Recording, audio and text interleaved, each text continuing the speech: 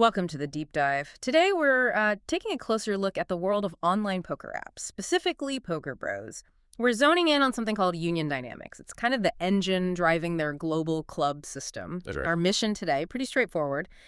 We want to get past the app interface, and really unpack the economic and tech setup that makes PokerBros such a magnet for serious players. We're talking about the grinders, the pros playing high volume. They seem to flock here. They're looking for flexible games, bigger prize pools, and honestly consistent profit in a way that feels maybe less corporate than the big mainstream sites. And to start, let's just define the term. So an individual club on PokerBros. That's basically a private poker room run by an agent. Now, a union, that's when several clubs, sometimes, dozens, maybe even hundreds, agree to pool their players, share the liquidity. Okay. Think of it this huge shared network. It turns all those small private rooms into one massive interconnected virtual casino floor. And for you, the listener, if you're a serious player, the immediate upside is scale. More players right away means more tables running, faster action, and access to stakes or game types that one single club just couldn't support alone.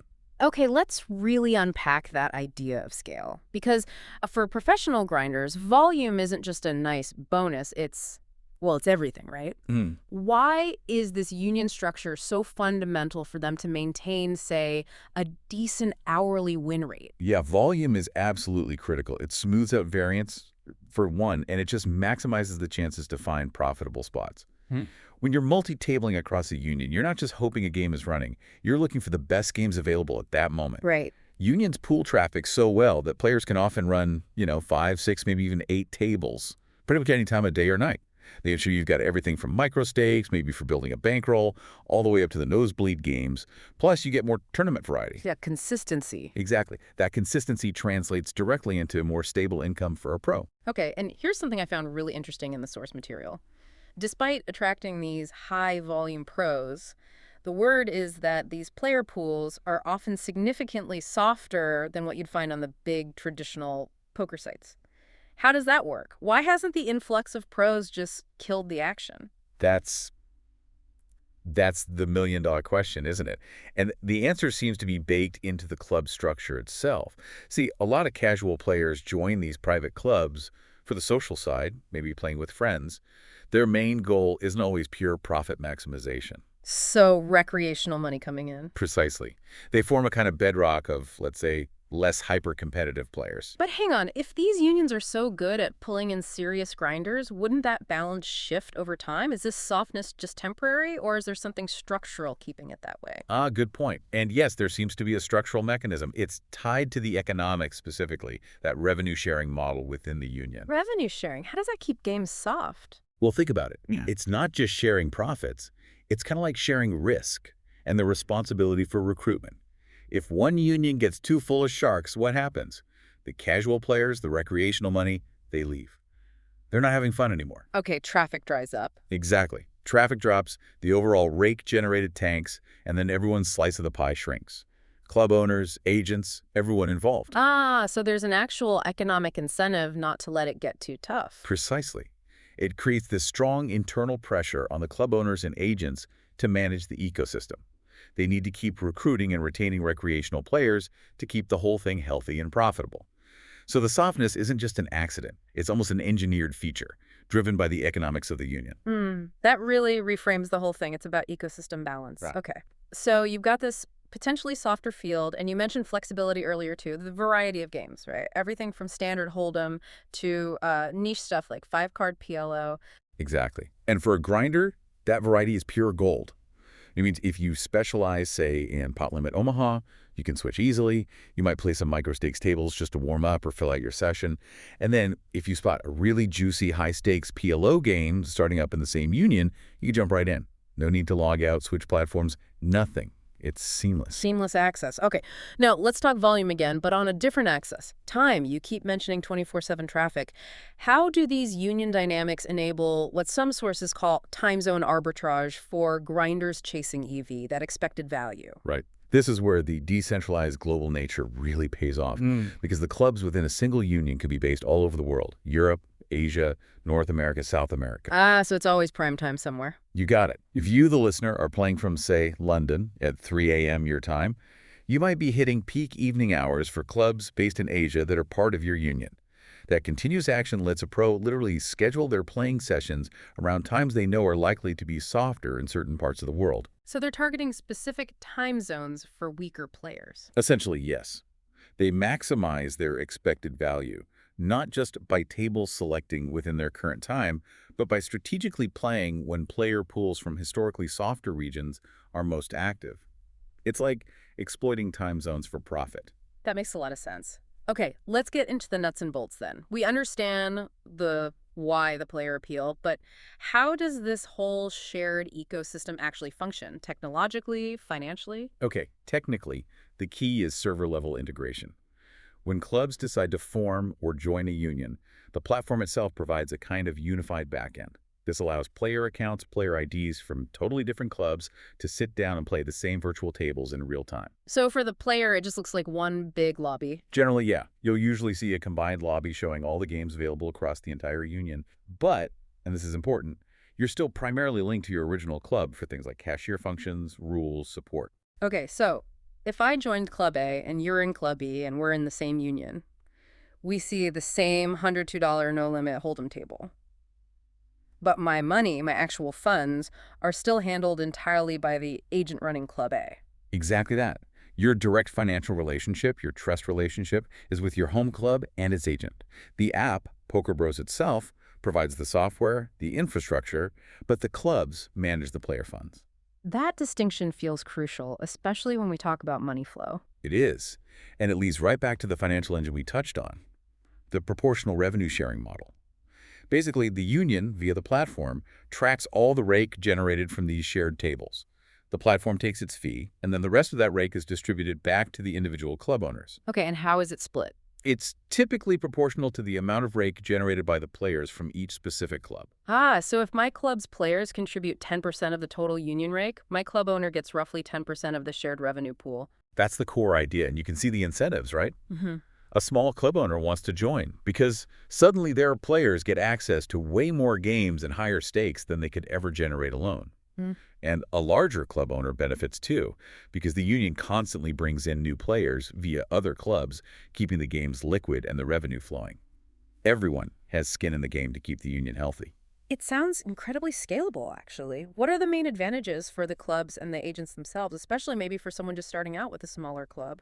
Oh, the advantages are significant on the business side. First, as you said, scalability. A brand new small club gets immediate access to the deep player pool of the entire union. They don't face that huge hurdle of building traffic from zero. It's huge. Second, more reliable revenue growth. That shared rake provides a much steadier income stream compared to trying to survive solely on your own players, especially without massive marketing spends. And third, maybe a bit counterintuitively, it actually allows for better community building. How so? Because the agent can focus their energy on building a tight-knit, high-trust community within their specific club, maybe it's based on location or shared interests or specific game types, while still knowing their players will always find action because they're plugged into that massive union liquidity. They get the best of both worlds. Okay, that makes sense. But given this whole private club structure, which can definitely feel a bit murky, from the outside, the big question is always trust and security. What actual safeguards are in place? You hear anti-cheat algorithms, but what does that really mean? What are they actually looking for to stop bots, collusion, things like that? Yeah, maintaining game integrity is absolutely paramount. If players lose trust, the whole model collapses. PokerBros, according to the sources, has invested pretty heavily here. So beyond the basic stuff like checking IP addresses, the algorithms are designed to flag specific patterns. Think robotic, almost inhumanly consistent bet sizing or timing, or players showing statistically impossible win rates in random spots. Okay, so pattern recognition. Right. And they also actively look for things like geolocation spoofing. Players trying to pretend they're somewhere else, often to collude with someone supposedly far away, or known VPN usage patterns that look suspicious. On top of the automated systems, there's usually a dedicated security team doing manual reviews. They look for weird behavioral stuff like players who seem to only ever play against certain opponents, or clear signs of multiple accounts being run by one person. So it's a mix of tech and human oversight. Exactly. Yeah. Advanced algorithms plus experienced human auditors looking for anomalies. Okay, let's pivot now to practical advice. For someone listening, maybe a serious player thinking about jumping in, what does all this mean day to day? What are the absolute must-do steps for due diligence to maximize safety and hopefully profitability in one of these unions? Right. Based on what we're seeing, there are three really crucial things any player needs to do before and during their time playing in unions. Number one, research and vet your agent's reputation. Seriously, this is huge. Not all unions are created equal, and definitely not all agents are. You need to look past just promises of busy tables. Check their track record. Are they transparent about the rake structure? How quick and reliable are cash outs? Remember, this agent, this club, is who holds your money. That's your primary trust relationship. Okay, vet the agent. What's next? Number two, track everything. Religiously. Use proper poker tracking software like Hold'em Manager or Poker Tracker. Because you're multi-tabling, potentially across loads of tables against thousands of different opponents from all over the world, it is incredibly easy to misjudge your actual win rate. You could feel like you're winning but actually be losing, or vice versa. Precisely. Accurate tracking is the only way to know for sure which games, which stakes, even which times of day are truly profitable for you and your playing style. Data is king here. Makes sense. Vet the agent, track your results. What's the third one? And number three, maintain a conservative bankroll strategy. The source material was quite specific on this. They strongly recommend having a minimum of 40 to 50 buy-ins for whatever cash game stake you're playing. 40 to 50 buy-ins. That sounds quite conservative compared to some standard advice. Why so high specifically for these union environments? We know bigger pools can mean bigger swings, but connect that number directly to the union dynamic. Yeah, the variance is potentially amplified in these union games. You're playing against a truly global and therefore incredibly diverse pool of opponents. You might have total beginners playing wildly unpredictable styles on one table and highly skilled, unknown pros on another. Yeah. You just can't profile opponents as quickly or reliably as you might on a smaller or regional site. More unknowns, basically. Exactly. That heterogeneity, combined with the high volume that multi-tabling encourages, just naturally generates bigger swings, bigger upswings and downswings. That 40-50 buy-in cushion isn't just padding. It's essential financial insulation against those unpredictable, sometimes brutal, short-term results. Okay, that's a critical piece of advice. Manage that bankroll carefully. Now, let's tackle that common concern, maybe the elephant in the room. The idea that because these apps and unions aren't licensed like, say, PokerStars or Party Poker, they're inherently unregulated and unsafe. Right, we need to be nuanced here. It is true that in most places, they don't have a government-issued gaming license like the major international sites. That means you generally don't have the same kind of official regulatory body to appeal to if something goes wrong. So less official recourse. Correct. However, that doesn't automatically mean it's the Wild West. For a reputable agent and their club to survive long-term, they have to operate with secure payment methods. They have to implement strong anti-fraud measures. Their business depends on player trust. If they get a reputation for being shady or unreliable with cash outs, they'll bleed players and collapse. So market forces provide some level of regulation in a way. To some extent, yes. Reputation is everything in this space. But, and this goes back to point one, the player needs to verify that reputation. Okay, but if the app itself isn't holding the money, like you said, how can players really check if an agent is reputable beyond just asking around? Are there specific red flags people should watch out for? Absolutely. This is where that due diligence is paramount. The sources warn players to be wary of certain things. For instance, agents offering ridiculously high rakeback deals, say 50%, 60%, or even more.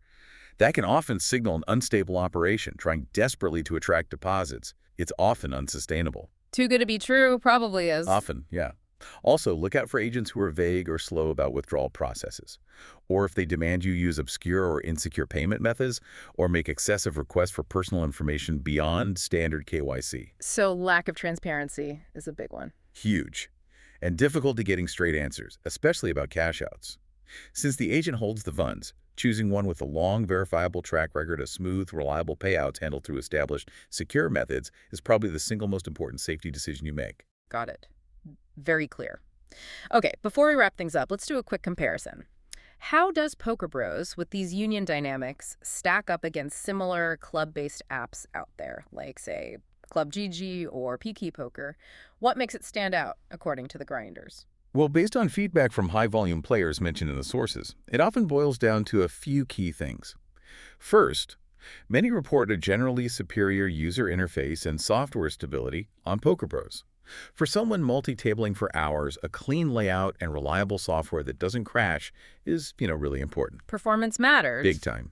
Second, as we discussed, their anti-cheat systems seem to have garnered a relatively higher level of trust within the serious player community. Whether perception or reality, that trust factor is significant. But probably the most critical differentiator, especially for the pros, is liquidity. PokerBros appears to have achieved deeper, more consistent player traffic across different time zones. Why is that? Better tech, earlier start. It could be a combination. Maybe they were earlier or more aggressive in facilitating these large union formations. Perhaps their back-end infrastructure handles that cross-continental table sharing more smoothly. Whatever the reason, that sheer depth of traffic around the clock is what really guarantees action, which is paramount for maximizing volume and potential earnings. That seems to be their key edge. Okay, synthesis time. Let's pull it all together.